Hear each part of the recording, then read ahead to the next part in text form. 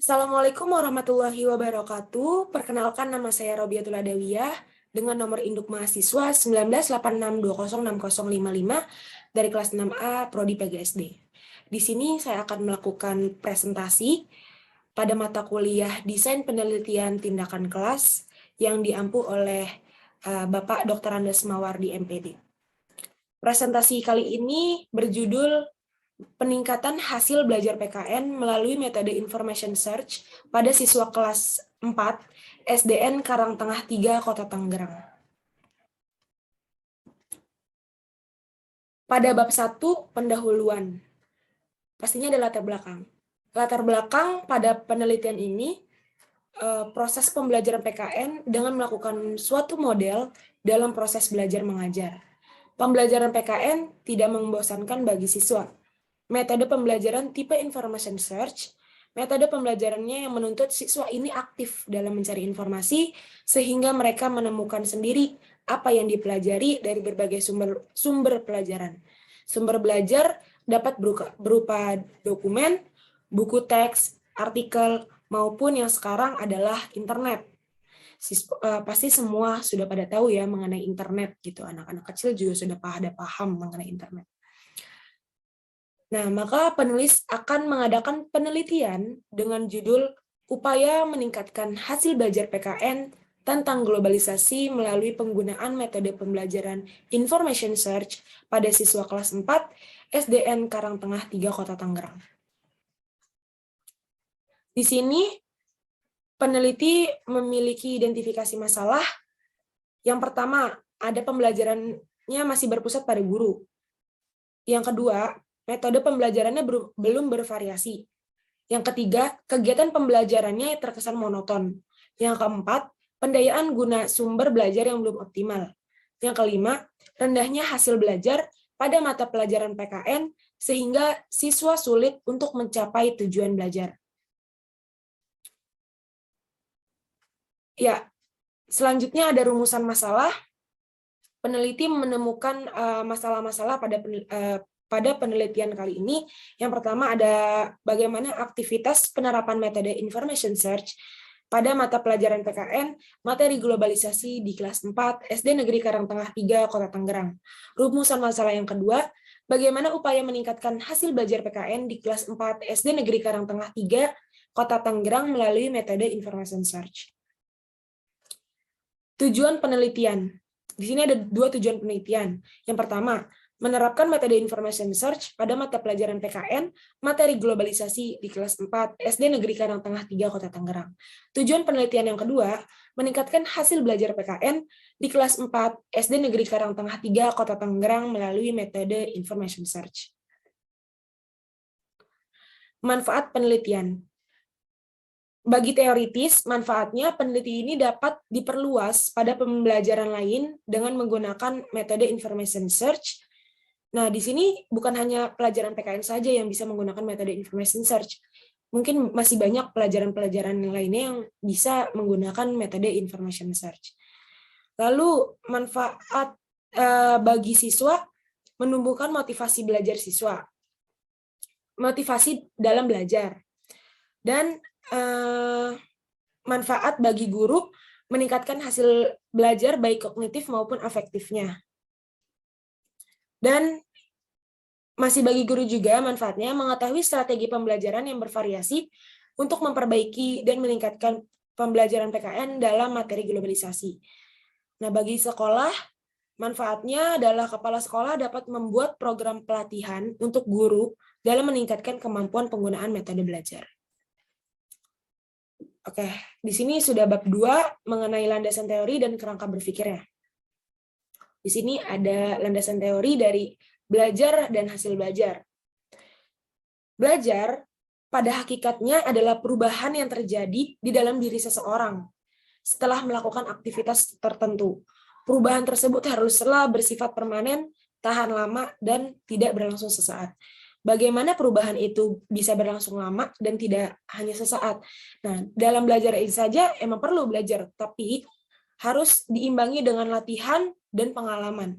Karena dengan latihan dan pengalaman, pastinya ini perubahannya akan permanen gitu. Karena dia memiliki pengalaman, di mana yang mungkin pengalamannya itu kurang baik, siswa akan tahu bagaimana membuat pengalaman itu menjadi baik gitu. Seperti itu. Dalam belajar, pastinya ada hasil belajar. Hasil belajar ini pada hakikatnya merupakan perubahan tingkah laku siswa melalui proses belajar mengajar. Tingkah laku sebagai hasil belajar dalam pengertian luas mencakup bidang aspek kognitif, afektif, dan psikomotorik. Yang tadi saya sudah bilang, tingkah laku siswa ini harus memiliki latihan dan pengalaman untuk bersifat permanen gitu, atau tidak hanya sesaat atau tidak hanya sebentar. Nah, di sini ada tingkah lakunya bisa dinilai dari kognitif, dari aspek kognitif, afektif, dan psikomotorik. Apa sih ya kognitif, afektif, dan psikomotorik? Oke. Kognitif yang pertama, ini berkenaan untuk penguasaan belajar atau bahan ajar. Biasanya guru-guru ini kognitif untuk soal gitu, membuat soal. Nah, dalam kognitif ini ada 6 aspek ranah kognitif menurut taksonomi Bloom. Ada C1 sampai dengan C6. C1, C2, C3, C4, C5, C6. Itu untuk menilai apakah siswa ini memiliki kognitifnya yang baik atau enggak. Nah, C1 adalah pengetahuan, C2 adalah pemahaman, C3 adalah aplikasi, C4 adalah evaluasi, C4 adalah analisis, C5 adalah evaluasi, C6 adalah sintesis. C ini adalah singkatan dari kognitif. Dalam bahasa Inggris, kognitif ini ditulisnya depannya dari cognitif, seperti itu. Nah, dalam C1 dan C2, biasanya soal-soalnya ini masih terbilang mudah gitu. Lalu C3 dan C4 ini dikategorikan soal-soal yang sedang gitu, yang sudah mulai beranjak susah sulit. Lalu C5 dan C6 adalah tahap yang dikategorikan sulit, di mana soal-soal ini sangat rancu bagi siswa. Seperti itu. Lalu ke aspek ranah afektif. Ranah afektif adalah perilaku-perilaku, penilaian kepada perilaku siswa, bagaimana sikapnya, tingkah lakunya, terus penugasannya, minatnya, seperti itu. Lalu selanjutnya ke aspek ranah psikomotorik. Aspek ranah psikomotorik ini lebih ke cenderung cekatan siswa. Apakah siswa ini cepat dalam menangkap belajar yang telah disampaikan oleh guru, seperti itu. Nah, dari ketiga aspek kognitif, afektif, dan psikomotorik, siswa bisa menilai apakah hasil belajar pada mata pelajaran PKN ini siswa sudah berhasil atau belum, seperti itu. Lalu ada landasan teori yang kedua, ada pendidikan kewarganegaraan dan globalisasi. Landasan PKN, pendidikan kewarganegaraan atau yang disingkat dengan PKN, adalah mata pelajaran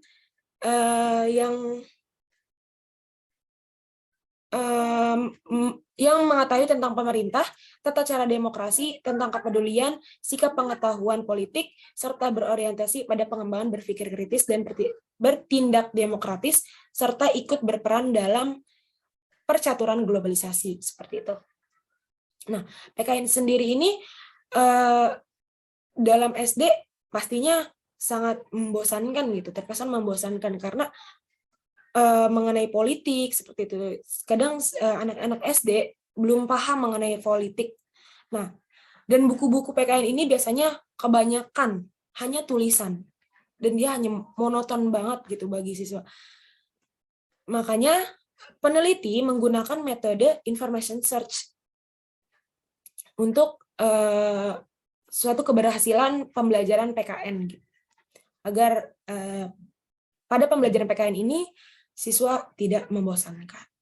Lalu landasan teori globalisasi adalah proses menyatukan warga dunia secara umum dan menyeluruh menjadi kelompok masyarakat. Globalisasi mempunyai sisi positif dan sisi negatifnya, tergantung pada bagaimana cara seseorang menyikapi atau memandangnya. Nah, globalisasi ini kan sudah banyak ya, kita sudah dipengaruhi oleh globalisasi. Nah, salah satunya kemajuan teknologi. Nah, dari segi sisi positifnya, kemajuan teknologi menyebabkan kehidupan sosial ekonomi lebih produktif, efektif, dan efisien. Lalu, sisi positifnya juga, kemajuan di bidang teknologi, komunikasi, informasi, dan transportasi yang memudahkan kehidupan manusia. Nah, di sekeliling kita sudah dipenuhi dengan teknologi-teknologi canggih. Salah satunya adalah komunikasi, teknologi informasi, handphone, gadget, dan lain-lain seperti itu. Anak kecil sekarang sudah paham mengenai internet, sudah paham menggunakan handphone seperti itu. Dan transportasi, kita juga sudah banyak transportasi yang sudah maju. Yang tadinya hanya beberapa transportasi sekarang sudah banyak ya. Seperti ada MRT, LRT, dan lain-lainnya. Seperti itu. Dan ada sisi negatif dari globalisasi. Yang pertama, semakin mudahnya nilai-nilai barat ini masuk ke Indonesia. Sudah banyak kan, kita juga sudah dikelilingi oleh orang-orang yang suka dengan budaya-budaya barat, seperti itu. Lalu, sisi negatifnya juga ada timbulnya sikap bergaya hidup mewah dan boros, karena status seseorang di dalam masyarakatnya diukur berdasarkan kekayaan. Nah, di sini juga banyak dari segi teknologi ya sudah kita bisa belanja lewat online gitu. Kadang kita beli karena lucu, bukan karena kebutuhan seperti itu. Nah, sehingga itu membuat kita boros. Itu sudah termasuk pengaruh globalisasi. Sisi negatif dari globalisasi seperti itu. Nah, yang sisi negatif yang ketiga, mudahnya terpengaruh oleh hal-hal yang tidak sesuai dengan kebiasaan dan kebudayaan suatu negara. Nah, banyak nih. Biasanya negara barat ini banyak kebiasaan-kebiasaan yang di negara kita sendiri mungkin itu bukan menjadi kebudayaan atau kebiasaan kita, tapi banyak warga kita yang mengikuti kebiasaan-kebiasaan itu. Seperti itu. Selanjutnya, metode pembelajaran information search. Di sini masih landasan teori mengenai pertama metode pembelajaran. Metode pembelajaran adalah cara atau upaya menyajikan bahan pelajaran yang akan digunakan oleh guru saat menyajikan pelajaran, sehingga proses belajar berjalan dengan baik dalam arti tujuan pembelajaran tercapai. Metode ini adalah cara guru, bagaimana guru ini menyajikan pelajaran ini menggunakan cara seperti apa. Cara-cara itu biasanya ada kayak ceramah, tanya jawab, kuis, atau yang lain-lain. Itu masih banyak seperti itu. Sehingga tujuan pembelajaran itu tercapai. Lalu ada metode information search. Nah, metode information search sendiri merupakan metode pembelajaran yang menggugah siswa ini untuk aktif mencari sendiri dengan cara bekerja sama dengan siswa lain. Metode ini diterapkan pada materi-materi yang padat, monoton, dan membosankan. Nah, PKN ini adalah salah satu pembelajaran yang menurut siswa ini monoton dan membosankan. Seperti itu.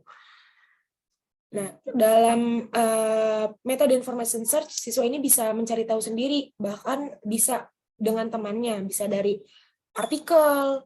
Mungkin yang paling sering digunakan sekarang adalah internet kali ya, internet. Nah, dia bisa mencari dengan satu genggaman, dia bisa mencari berbagai macam hal mengenai informasi, mengenai PKN, seperti itu.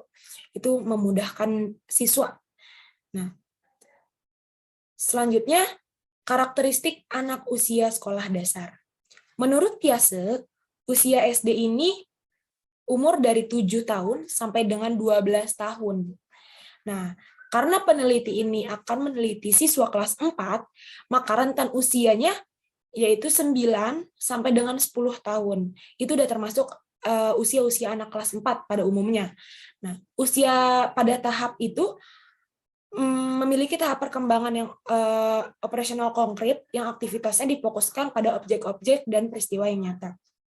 Maksudnya pada usia-usia 9-10 tahun ini pada pembelajaran ini harus adanya objek atau peristiwa yang nyata, harus kita imbangi dengan peristiwa-peristiwa nyata, harus ada contoh-contoh yang nyata seperti itu, biar dia tuh paham dan biar dia masuk pembelajarannya seperti itu.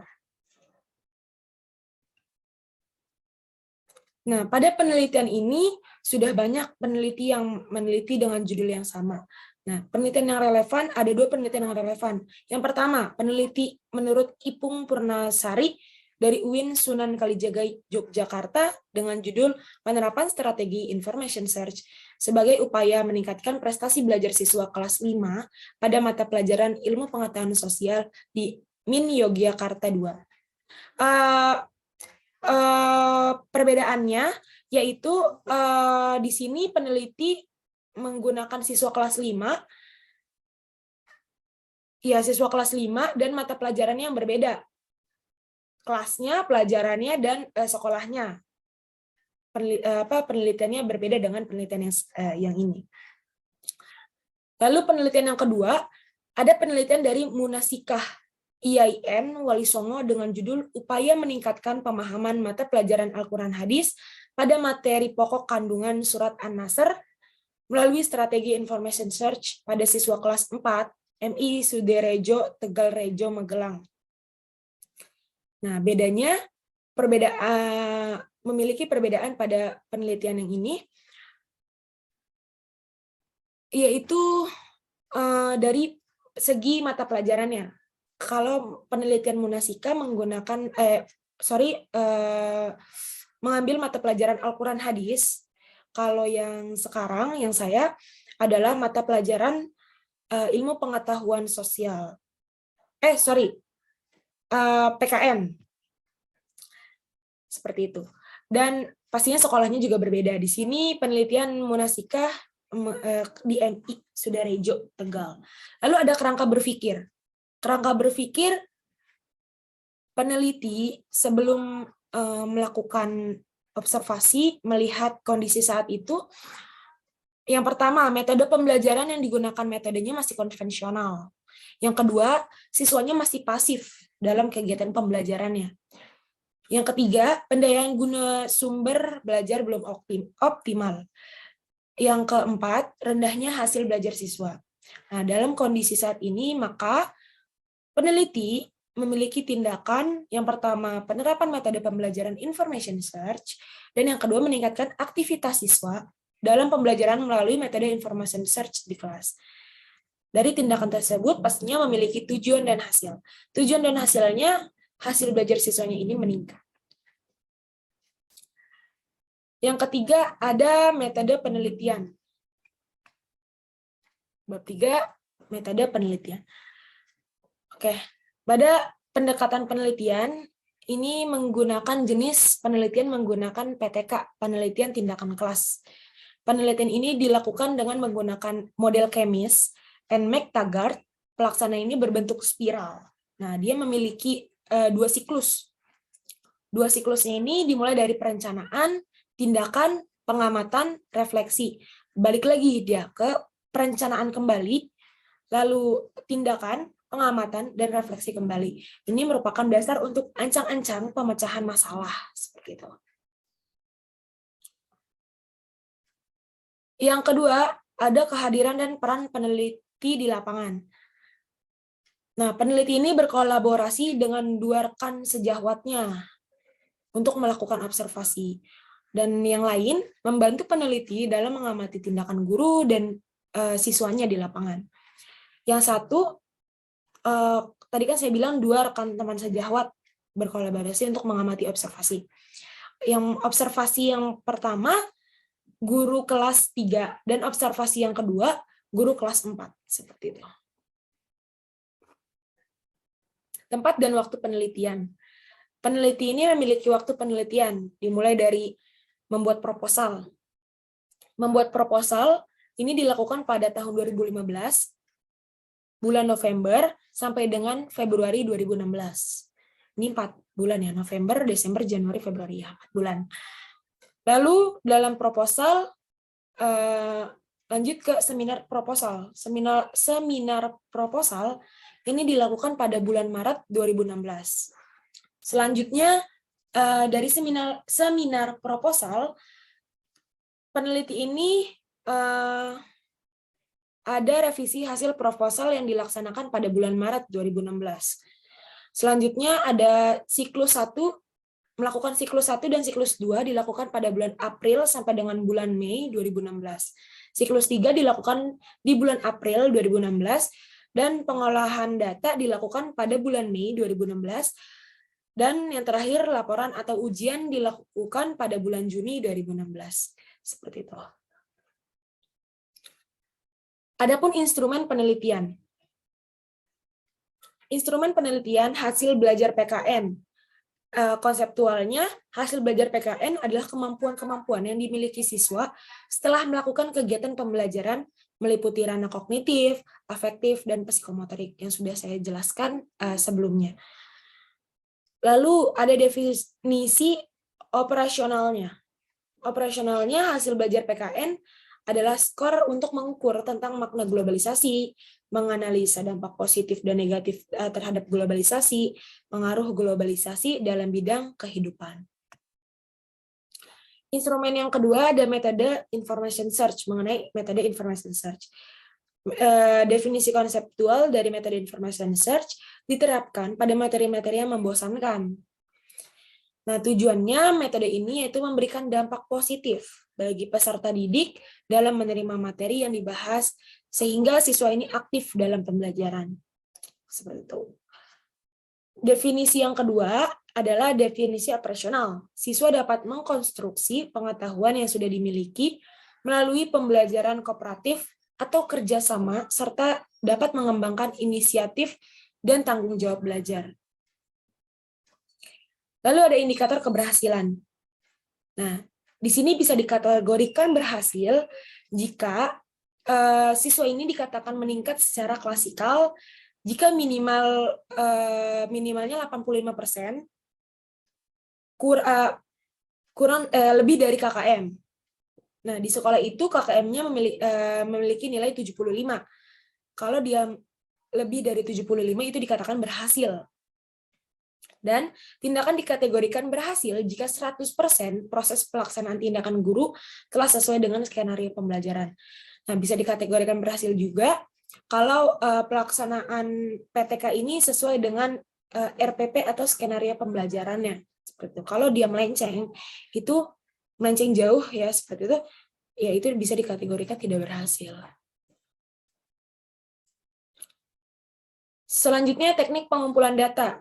Teknik pengumpulan data di sini ada tes, observasi, dokumentasi, dan catatan lapangan. Yang pertama adalah tes. Tes untuk mengumpulkan data menggunakan pilihan ganda atau PG pada setiap akhir siklus. Lalu teknik pengumpulan data yang kedua ada observasi. Observasi ini mengamati langsung dengan objek penelitian terhadap siswa maupun guru. Lalu teknik pengumpulan data selanjutnya ada dokumentasi. Dokumentasi untuk mengumpulkan data apa yang dapat terkumpul data yang dibutuhkan seperti itu. Biasanya tuh dokumentasi seperti foto, video kayak gitu-gitu. Dan catatan-catatan lapangan lainnya itu disebut juga dokumentasi. Nah, catatan lapangan merupakan catatan guru yang salah satu adalah dokumen yang dapat membantu guru dalam merefleksi kegiatan yang dilakukan selama penelitian. Teknik analisis data. Teknik analisis data dalam penelitian ini diolah berdasarkan analisis kualitatif dan kuantitatif. Oke, kita ke analisis kuantitatif terlebih dahulu. Analisis kuantitatif digunakan untuk menganalisis tingkat ketercapaian hasil belajar siswa maupun tingkat aktivitas tindakan guru dan siswa melalui statistik deskriptif. Sedangkan analisis kualitatif menggunakan melalui tahapan menyeleksi, menyederhanakan, mengklasifikasi, memfokuskan, mengorganisasi, membuat abstrak atas kesimpulan makna dari hasil analisis seperti itu. Lalu ada keabsahan data. Keabsahan data ini untuk memperoleh penyajian data yang akurat, yang valid gitu. Maka dilakukanlah keabsahan data. Keabsahan data ini menggunakan triangulasi sumber, triangulasi teknik, dan triangulasi waktu. Yang terakhir ada desain proposal penelitian. Desain prosedur ini menggunakan PPK yang akan dilaksanakan oleh peneliti, dengan dengan 2 siklus, yang dimana setiap siklus ini terdiri dari 4 tahapan. 4 tahapannya, yang pertama tahap perencanaan, yang kedua adalah tahap tindakan, dan yang ketiga adalah tahap observasi, dan terakhir adalah tahap refleksi. Yang tadi yang saya bilang ada 2 siklus. Nah, siklus ini yang pertama ada siklus pertama. Siklus pertama kan perencanaan. Perencanaan ini pertama menyusun rencana pembelajaran siklus 1 sesuai dengan kurikulum PKN SD kelas 4. Lalu dilanjutkan untuk mengetahui materi yang akan disampaikan kepada siswa dalam penelitian ini, peneliti melakukan analisis standar isi untuk mengetahui SK dan KD, standar kompetensi dan kompetensi dasar yang akan diajarkan kepada peserta didik. Selanjutnya, peneliti mengembangkan rencana pelaksanaan pembelajaran atau RPP dengan memperhatikan indikator-indikator hasil belajarnya. Dan yang keempat, mengembangkan bahan bacaan yang menunjang SK dan KD-nya dalam rangka implementasi PTK. Dan terakhir, yang selanjutnya mendesain metode pembelajaran yang sesuai dengan metode yang akan diteliti. Yang selanjutnya menganalisis berbagai alternatif pemecahan masalah yang sesuai dengan kondisi pembelajaran. Selanjutnya, mengembangkan lembar kerja siswa atau LKS, dan selanjutnya menyusun alat evaluasi pembelajaran sesuai dengan indikator hasil belajar. Siklus pertama perencanaan itu seperti itu. Lalu siklus pertama ke tindakan. Tindakan ini melaksanakan penelitian tindakan, lalu berdasarkan rencana tindakan yang telah direncanakan. Selanjutnya, sebagai upaya perbaikan dan meningkatkan atau perubahan proses pembelajaran, perilaku, sikap, dan hasil belajar. Selanjutnya, observasi. Melakukan observasi pada komponen ini, peneliti mengamati dampak atau hasil dari tindakan yang dilaksanakan atau dikenaan pada siswa. Apakah berdasarkan tindakan yang dilaksanakan itu memberikan pengaruh atau tidak, meyakinkan terhadap perbaikan dan peningkatan proses pembelajaran dan hasil belajar siswa atau tidak. Dan siklus terakhir ada refleksi. Siklus pertama terakhir adalah refleksi. Pada komponen ini, peneliti menganalisis hasil pelaksanaan pembelajaran dan menyusun RPP berdasarkan SK dan KD untuk siklus kedua. Siklus pertama sudah rapi, lalu dilanjut ke siklus kedua. Siklus kedua juga sama, memiliki perencanaan kembali. Perencanaannya dari hasil refleksi, pada siklus pertama meneliti membuat rancangan pada siklus kedua, dengan terlebih dahulu merencanakan rencana pelaksanaan pembelajaran RPP yang sesuai dengan SK dan KD dengan standar isi. Lalu siklus yang kedua ada tindakan. Tindakan peneliti ini melaksanakan tindakan yaitu pembelajaran sesuai dengan RPP yang dikembangkan dari hasil refleksi siklus pertama. Lalu siklus kedua ada observasi. Peneliti mengadakan observasi terhadap proses pembelajaran pembentukan kompetensi peserta didik. Dan siklus kedua, kegiatan terakhir adalah refleksi. Refleksi adalah penelitian melakukan refleksi terhadap pelaksanaan siklus kedua dan menyusun perencanaan untuk siklus 3 dengan membuat RPP. Seperti itu. Ya, itulah presentasi dari saya. Jika ada kata-kata yang kurang berkenan, mohon dimaafkan. Kurang lebihnya saya mohon maaf. Wassalamualaikum warahmatullahi wabarakatuh.